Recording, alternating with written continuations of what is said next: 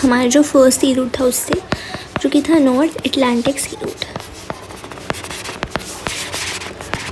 अब इस सी रूट को हमने याद किया था कि इसका जो दूसरा नाम है वो है बिग ट्रंक रूट, और ये दो इंडस्ट्रियलाइज्ड डेवलप रीजन्स जो है वर्ल्ड के उनको कनेक्ट करता है। कौन कौन से हैं वो दो इंडस्ट्रियलाइज्ड रीजन्स? आपका नॉर्थ ईस्टर्न यूएसए और नॉर्थ वेस्टर्न यूरोप,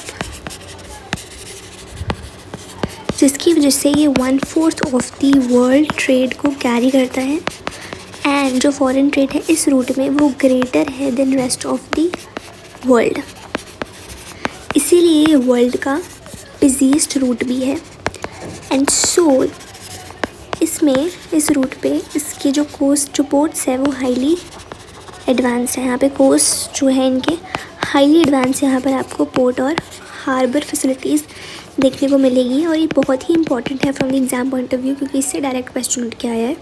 हम एक काम करेंगे कि जो नॉर्थ अटलांटिक सी रूट है उसको हम उसका जो ऑपोजिट है, उसके नीचे है साउथ अटलांटिक सी रूट, उसको रिवाइज कर लेंगे rather than going with the flow of NCERT. क्योंकि एनसीईआरटी में आपका मेडिटेरेनियन और इंडियन ओशन वाला पार्ट लिखा हुआ है, बट हम पहले South Atlantic sea route cover कर लेते हैं। तो ये वाला जो है ये बेसिकली आपका जो वेस्ट यूरोप का रीजन है और जो आपकी वेस्ट अफ्रीकन कंट्रीज़ हैं उसको कनेक्ट करता है आपका 3 मेन रीजन से, ब्राज़ील, अर्जेंटीना और उरुग्वे, जो कि आपका साउथ अमेरिका में है। यहाँ पे ट्रैफिक जो है वो इतना ज़्यादा नहीं है, क्योंकि यहाँ पे लिमिटेड डेवलपमेंट है, ज़्यादा डेवलपमेंट नहीं है, प्लस पॉपुलेशन भी ज़्यादा नहीं है। पॉपुलेशन भी यहाँ पे कम है, दोनों साउथ अमेरिका में और अफ्रीका में। सिर्फ आपका जो साउथ ईस्टर्न ब्राज़ील है, पार्ट्स ऑफ प्लेटा एस्चुरी है और पार्ट्स ऑफ साउथ अफ्रीका है, वहाँ पे लार्ज स्केल इंडस्ट्रीज़ हैं सिर्फ इन्हीं रीजन्स में। प्लस हमें लिटिल ट्रैफिक देखने को मिलता है जो आपका जो रूट है रियो डी जेनेरो और केप टाउन, क्योंकि यहाँ पे सिमिलर प्रोडक्ट्स और रिसोर्सेज हमें देखने को मिलते हैं। ठीक है, सो मैंने इसमें आपको याद रखने की कहा और किससे कनेक्ट करता है वेस्ट यूरोपियन और वेस्ट अफ्रीकन कंट्रीज़ को, ब्राज़ील, अर्जेंटीना, उरुग्वे, जो कि साउथ अमेरिका में है। ट्रैफिक कम है क्योंकि लिमिटेड डेवलपमेंट, पॉपुलेशन है, इन सब रीजन्स की वजह से। थर्ड हमने देखो अटलांटिक ओशन कवर कर लिया। अब हम ना पैसिफिक ओशन की बात कर लेते हैं। सबसे पहले हम नॉर्थ पैसिफिक सी रूट की बात कर लेते हैं। तो इसमें से जो ट्रेड होता है across vast north Pacific ocean, जो इतना बड़ा ओशन है, वहाँ पे जो ट्रेड होता है, जो अलग अलग रूट से मूव करता है, वो सब कन्वर्ज करता है होनोलुलु पर। ठीक है, और जो डायरेक्ट रूट है ऑन ग्रेट सर्कल वो लिंक करता है वैंकूवर और योकोहामा को, एंड उसका जो डिस्टेंस है उसको वो बाय हाफ रिड्यूस कर देता है। उसका डिस्टेंस है 2480 किलोमीटर। ठीक है, ये जो है आपका जो नॉर्थ अमेरिका में कोस्ट है उसको एशिया में जो कोस्ट है उससे लिंक करता है। बेसिकली ये सी रूट लिंक करता है ports on west coast of North America और एशिया में जो है, एशिया में आपका योकोहामा हो गया, ठीक है, सिंगापुर हो गया, Manila, Shanghai, Kobe, Hong Kong. North America में आपका पोर्टलैंड हो गया, Seattle, Vancouver, San Francisco, Los Angeles. तो ये सारे रीजन्स को बेसिकली ये वाला सी रूट लिंक करता है post on the west coast of North America and Asia. ठीक है, अब हम बात कर लेते हैं आपका साउथ पैसिफिक सी रूट के बारे में। तो ये वाला जो सी रूट है ये कहाँ किसको कनेक्ट करता है? ये आपका ऑस्ट्रेलिया, न्यूजीलैंड और जो आपकी स्कैटर्ड पैसिफिक आइलैंड्स हैं उसको कनेक्ट करता है। वेस्ट यूरोप और नॉर्थ अमेरिका को पनामा कैनाल के थ्रू। क्लियर?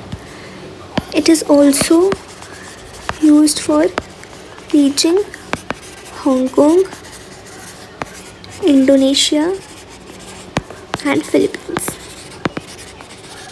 ये 3 जगह प्लस जो पर्थ और पर्थ नहीं, जो आपका पनामा और सिडनी के बीच में डिस्टेंस है वो 12,000 किलोमीटर है और होनोलुलु यहाँ पे एक इम्पॉर्टेंट पोर्ट है।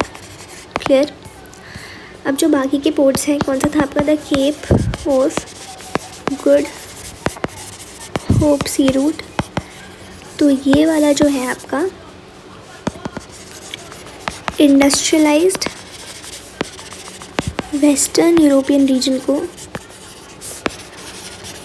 कनेक्ट करता है वेस्ट अफ्रीका से, south Africa, south east Asia और जो कमर्शियल, एग्रीकल्चर और लाइफ स्टॉक इकनॉमीज़ है ऑफ ऑस्ट्रेलिया एंड न्यूजीलैंड, इनको कनेक्ट करते हैं। और जो वॉल्यूम ऑफ ट्रेड और ट्रैफिक हमने देखा था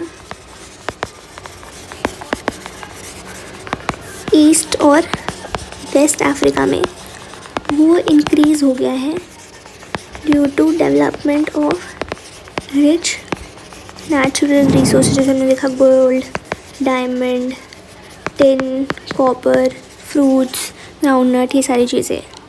फिर आपका आता है Mediterranean Indian Ocean sea route, जो कि इसमें हमने बात करी थी कि ये पास करता है through the heart of the old world और सर्व करता है many countries and people more than any other route. Okay, फिर हमने इसमें देखा था कि आपके कुछ पोर्ट हैं जैसे कि सईद, एडन, मुंबई, कोलंबो, सिंगापुर, ये इम्पोर्टेंट पोर्ट्स हैं। और कंस्ट्रक्शन जो हुई है सुएज़ कैनाल की कब हुई थी? 1869 में। तो उसने रिड्यूस कर दिया है दोनों ही डिस्टेंस एंड टाइम आपका compare to the earlier route जो कि केप ऑफ गुड होप से था, जो कि लॉन्गर था। फिर हमने बात करी थी कोस्टल शिपिंग की। नेक्स्ट हमने बात करी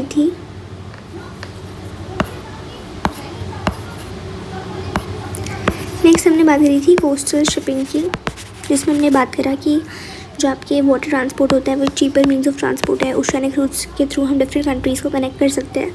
और जो कोस्टल शिपिंग है वो एक कन्वीनियंट मोड ऑफ ट्रांसपोर्ट है with countries of long coast line जैसे कि इंडिया, चाइना, यूएसए। फिर क्लासिक एग्जाम्पल है शेंज़न स्टेट्स, जहाँ पे the coast of one member countries is connected with that of the other. तो it is the most suitable one. अगर आप इसको अच्छे से डेवलप करते हो तो आप कंजेशन को रिड्यूस कर सकते हो। फिर हमने बात की थी शिपिंग कैनाल्स की।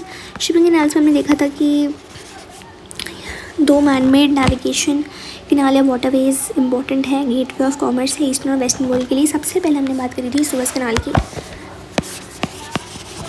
तो सुएज़ कैनाल जो है 1869 में कंस्ट्रक्ट हुआ था, इजिप्ट में कंस्ट्रक्ट हुआ था। पोर्ट सैद जो है नॉर्थ में है और पोर्ट सुएज़ जो है साउथ में है। मेडिटेरेनियन सी को लिंक करते हैं रेड सी से।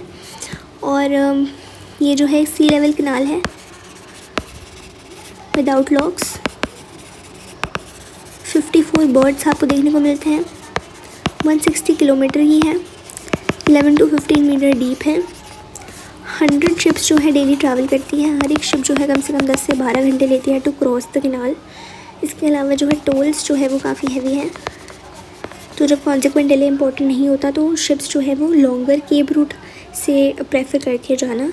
यूरोप को एक ही न्यू गेटवे देता है to the Indian Ocean and it reduces the direct sea route distance between Liverpool and Colombo compared to the Cape of Good Hope route.